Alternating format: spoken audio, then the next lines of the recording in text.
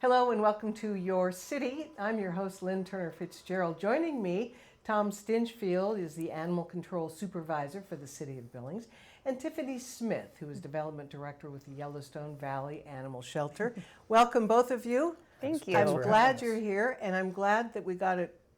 I was confused. I thought the animal shelter and animal control were the same operation. Not true. No, they used to be. They used to be back in the day, and then when they decided they thought it'd be a better opportunity to have an outside entity run the shelter, and nobody wants to sit across from an animal control officer and adopt a pet.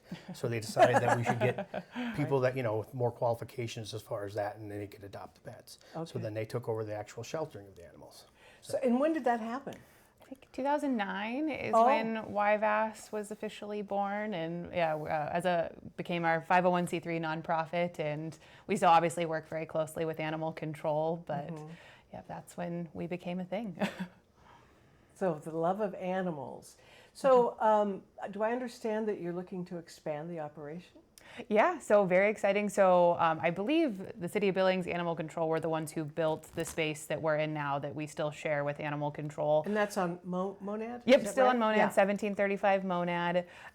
But yeah, we've essentially just kind of outgrown the space in a number of capacities. Animal sheltering has changed immensely since the city ran it, and standards of care has changed. Our programs have grown. It's so much more than just adoptions of pets or reuniting lost pets.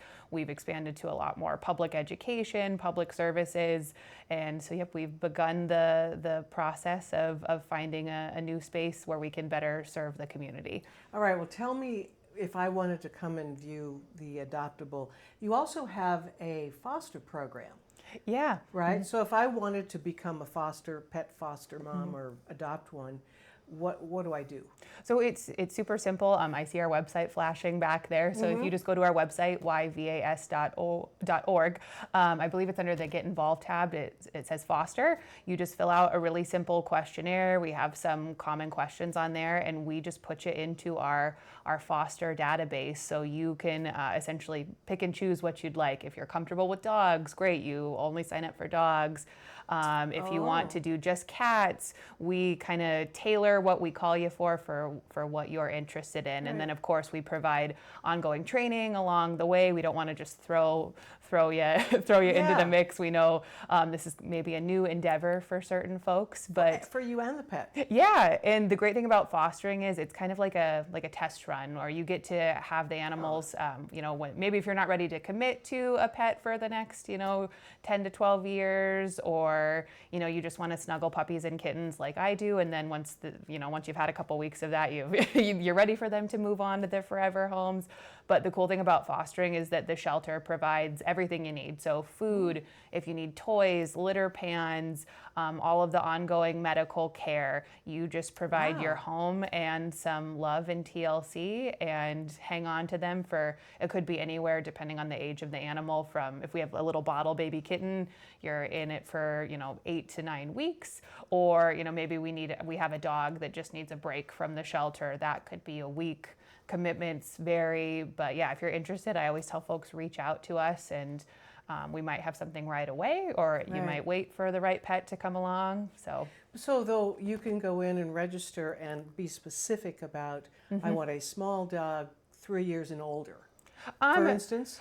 Maybe not that specific, but you can go in and be like, I want to do adult dogs, or I just want to do puppies, or I have other dogs in my home, or I have children in my home, or I'm willing to take on more complex medical cases like ringworm, or, There's a saint. yeah, and we do have homes who do that amazingly enough. That's and if that's not your jam, that's probably not for me. That wouldn't fit my lifestyle. But, that doesn't deter you from fostering. We really want it to be an open dialogue, a communication, so we can hopefully bring our fosters back to keep helping us, because that saves so many lives. It frees up a kennel in the shelter for an animal that might have different needs. And we always say fostering saves lives, but it really does. And so we just try to tailor what comes in for what will fit best for our fosters. Right. Okay. So, Tom, you're kind of on the other end. You, as an animal control officer, find maybe some of these orphaned pets, or Yeah, we respond to calls. You know, we responded Right. to like 6,100 calls in 2022 for service. wow. And 90% of them are dogs at large that we bring into the shelter. Our dogs are just running. Okay, our first goal is to reunite with the owners by scanning for chips and looking at license and Right. doing all that stuff. But if we can't, then we have to impound and we bring them to the shelter.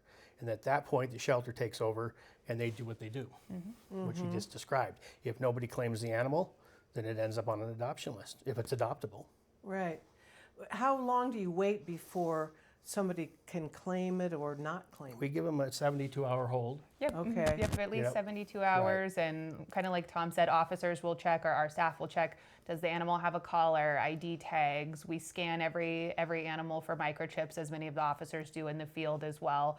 And so yeah, those animals we can usually reunite a lot quicker, or his officers can. And that's been another big push for, I think, both of our organizations, is trying to really push microchipping. Just a simple collar and an ID tag Yeah. that helps Yeah. bypass the shelter altogether, or the officers can just call them up and And I if know they we've need had that. instances where they monitor like Facebook and things like that. So Yeah. if somebody puts out there Yeah. a lost pet, that they've lost their pet or whatever, then they say, oh, this is the pet Yeah. right here. So then they'll Okay. just call the person. So is the pet owner then fined? Yes, they can be Okay. fined. If the dog is running at large, they can receive a citation for that. Yeah. What does that generally entail? Well, it's a municipal infraction, so it's Okay. a civil thing, and then the first offense, $110, so it's not cheap. Nope. But there's a lot of reoccurring folks that Yeah. their animals are constantly running, Yeah. and it's unfortunate, but that's what happens. But we have to have some kind of consequences. Well, so do you have like the first offense, the second offense, and Yep. that? You Yeah, and it keeps escalating. It can be up to Escalates. $500. Whoa. Yeah, so. Let me ask you this too, Tom. You work within the city limits, right? Correct. Now, what if I find a dead deer?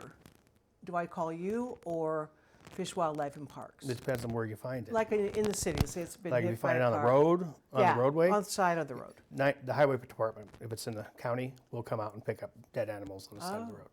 Okay.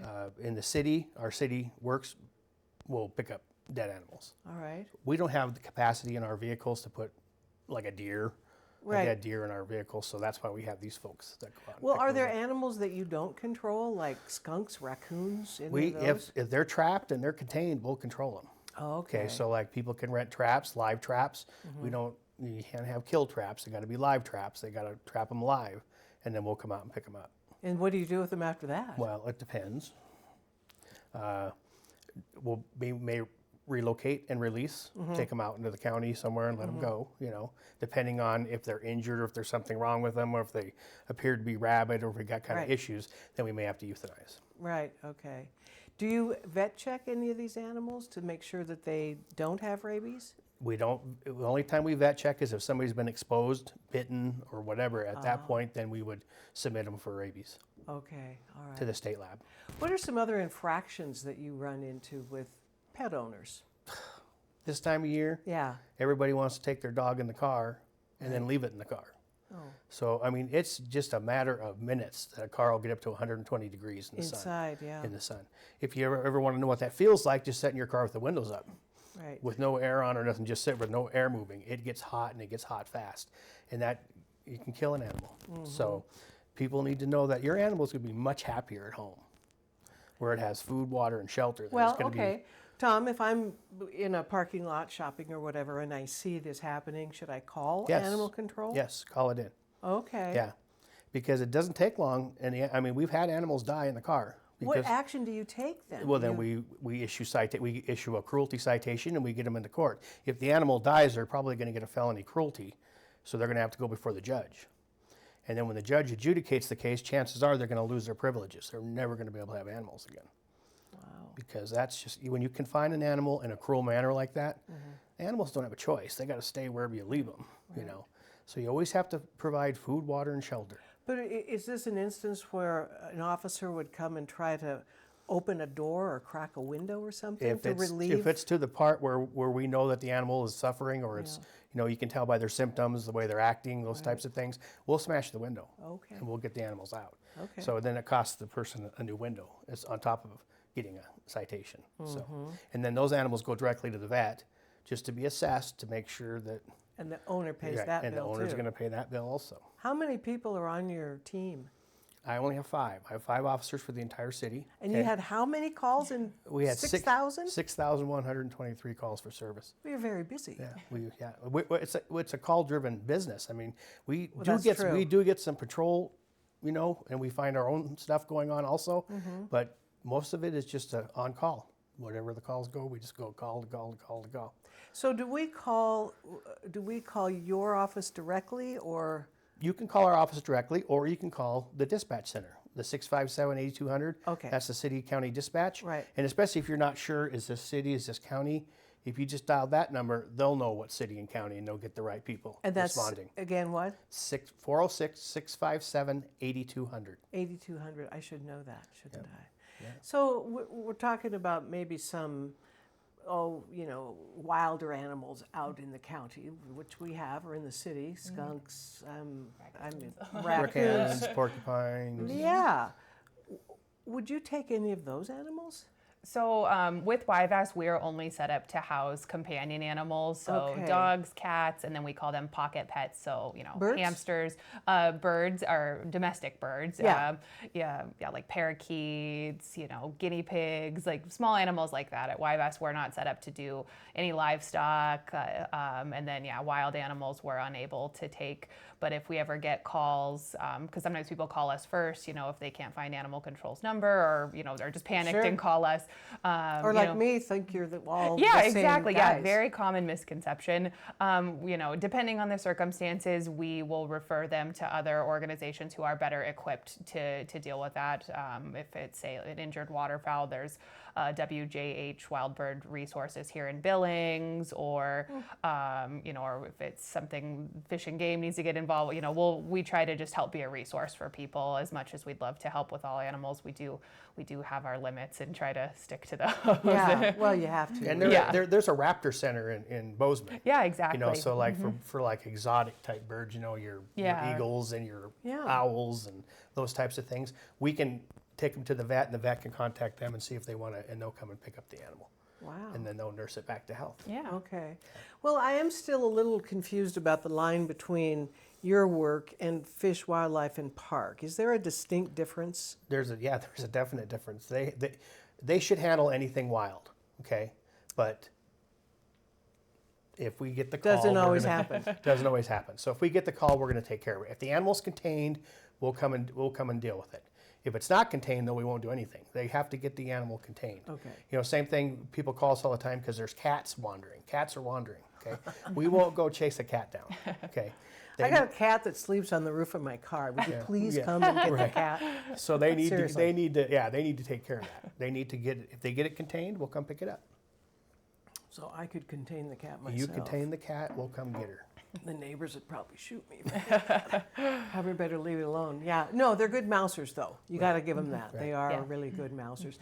What kind of training goes into the kind of work that you and your team do, Tom? Well, we have on-the-job training, okay? First of all, we got a FTO officer that trains them on all the aspects of animal control. We also have the National Academy that they do. Really? Through NACA, it's called. And they take care of all the basic training, report writing, those types of things. They handle all that. And they get certificates, showing that they went through the training. Right. Okay. I do some training with the police department. I train them on the pepper spray. We train them on the use Because, of the they probably encounter Right. that too, don't they? We train on the use of the baton, Oh, yeah. because we don't use it for people, we use it for animals, okay? And we use it for a control mechanism with an animal.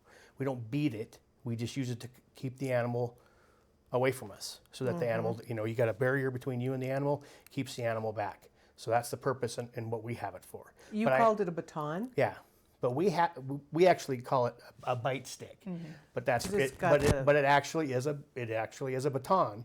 So we have to know how to use it as it's intended to be used. So we go through the same training the police officers do on use of the baton, but we don't use it for that aspect. That way, if we ever get into court and they say, "Are you trained on this item?" and you can say, "Yes, I have been trained on the proper use of it."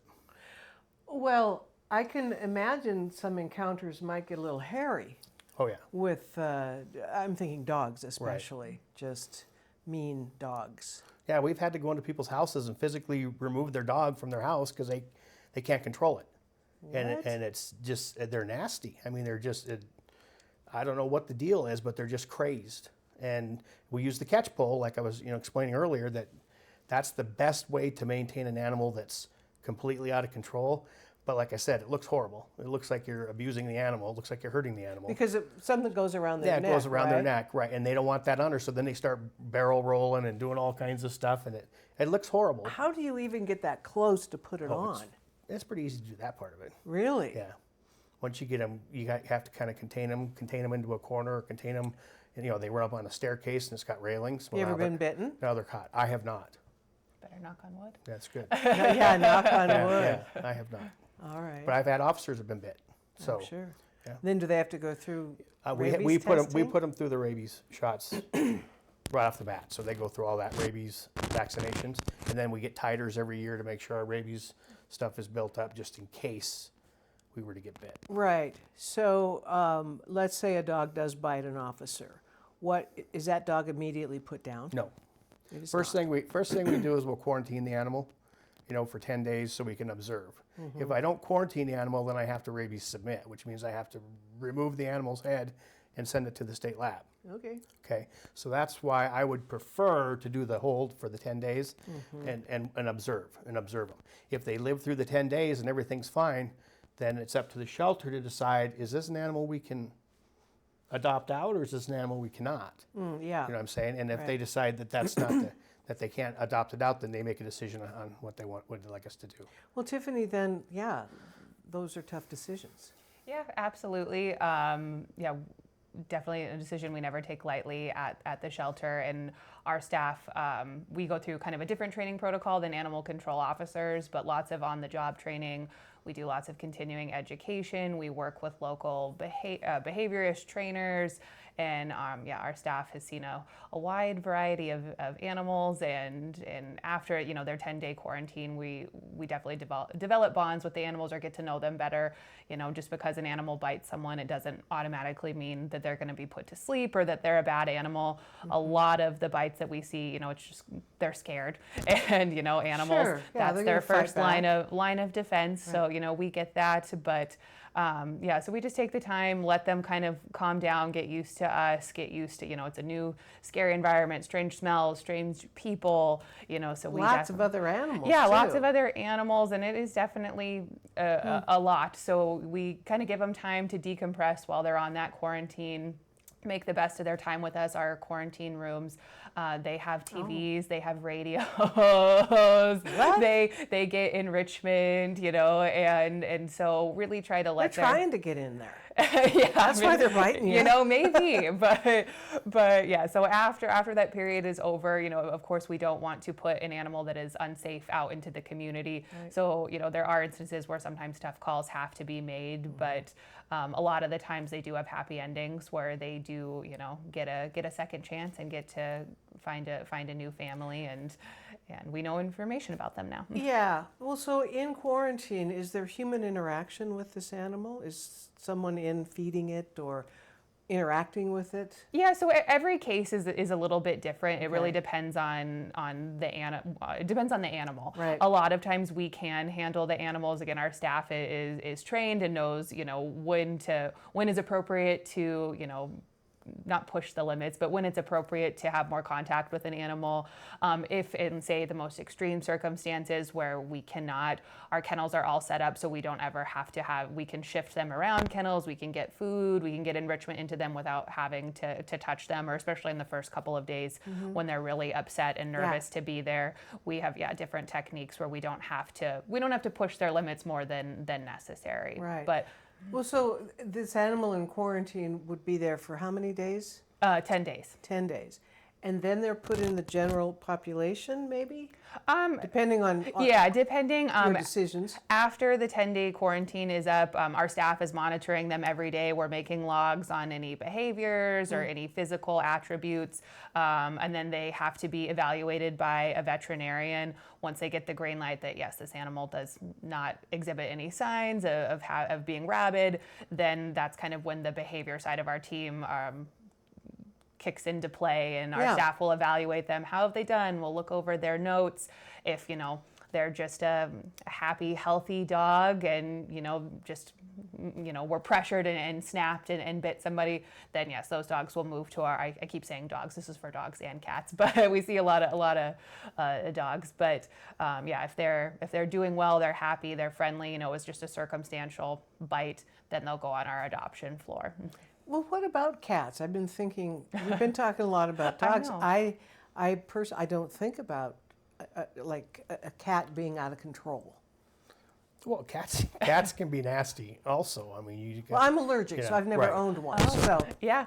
I always defer to dogs. I guess, sorry for all the cat watchers out there. I'm more of a dog person, but we do love our cats. But yeah, absolutely. We've had cats on bite quarantine. Probably I would be interested to see the numbers, but maybe 50-50, because cats are another one where, if you corner a cat, especially if they're scared, we hear cases of people, I'm trying to think of the last one, say you find a cat snuck into your garage and a well-intending person go to pick it up to put it in a kennel to bring it to us or to call animal control. They're scared, they'll nab you or scratch you and bite you. So we get our fair share of cats too, and very similar. Tom was like, yep. Yeah, cat bites are pretty, you don't want to get bit by anything, but cat bites tend to be a little bit more painful, I've heard. Knock on wood, I haven't experienced it yet. But exact same protocol, the different holding area than the dogs, but we have, a little kitty quarantine they'll go on, and same thing. It sounds so cute. Yeah, I like to put a little positive spin on it. Hey, we all make mistakes in life. Sometimes animals do too. But same thing. They'll hang out with us for 10 days and evaluate them, and if they're happy, healthy, they'll go up for adoption. And Good. And another cool program we have, if they are a more fractious cat, where maybe they don't ever want a human to be close to them, but they're cleared of their rabies. Isn't that quarantine. most cats? It really depends. It depends. It really depends. But if they're a little bit more of a touch-me-not sort of cat, we did implement a couple years ago we call it our working cat program. So those cats go to working homes where they're, as you mentioned earlier, they're mousers or barn cats. So we adopt those animals out. They're all spayed, neutered, vaccinated, and we adopt them out on a donation basis to working homes in the area. So we have another option for those cats who are maybe not going to be suitable to be your cuddly house cat, but they can still live a long and happy life elsewhere, just doing cat things. Yeah. Well, my neighborhood cats do apparently like me because they do leave dead mice and birds. Oh, wow. You said you're allergic. I feel like animals know that, and they just are like, they always come to you. You're the first one in the room that they come to. Well, let's talk about the fees now for adopting, say, a dog. Sure. So all of our fees are set. We kind of go by ages. So puppies are all $200 to adopt. Adults are $160. Cats, kittens are $100 to adopt. Adults are $50, and then seniors are $25.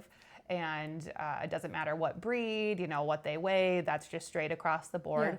All of our animals are spayed or neutered. They have their age-appropriate vaccines, dewormed, and they're all microchipped for those fees. And then, of course, if an animal, say, comes in, we animal control often be dispatched, bring in an animal who say has been hit by a car or, has a broken limb.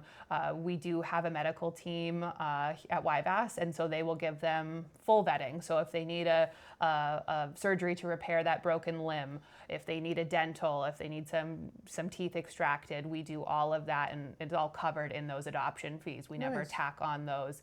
We don't want to burden, a new adopter with a hefty price tag for an animal that they just met. So we try to make sure everybody is good to go, healthy to set them up for as much success as possible in their new homes. Okay. Now, we can view the animals 6 days a week? Yep, so you can come in and walk through our kennels 6 days a week. Weekdays, we are open from, technically we're open from noon to 7 weekdays, but we do close down our adoption rooms about an hour beforehand, just so the dogs can go outside, they can go potty. If anybody has meds, we can get all that handled. Right. So, and then on the weekends, we're there from noon to 5. Same things, close down adoption rooms about an hour before.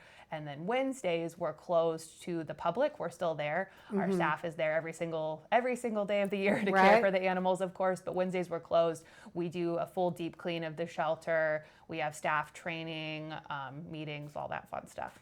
And Tom, I'm wondering, with your relatively small staff, are you guys 24 hours a day? No, You're not. no. We're on the streets from 0700 to 2100 every day. Okay. And then we also have an office that's open from 10 to 6 Monday through Friday.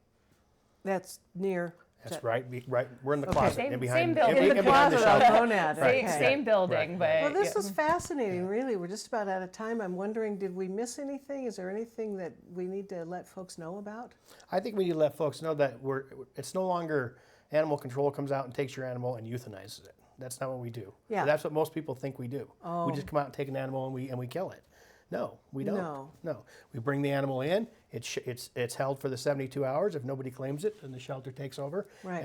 And they don't want to euthanize anything. They would rather never euthanize. Yeah. But Yeah. sometimes hard decisions have to be made. So. Yeah. Right. And to piggyback on that, I always tell folks, I think, it's a common misconception, or, it's always this, like the dog catcher or the shelter, the Oh, pound. yeah, the evil They always one. have, they have, scary connotations. But I always like to remind folks, we wouldn't be in this business if we didn't love animals. Right.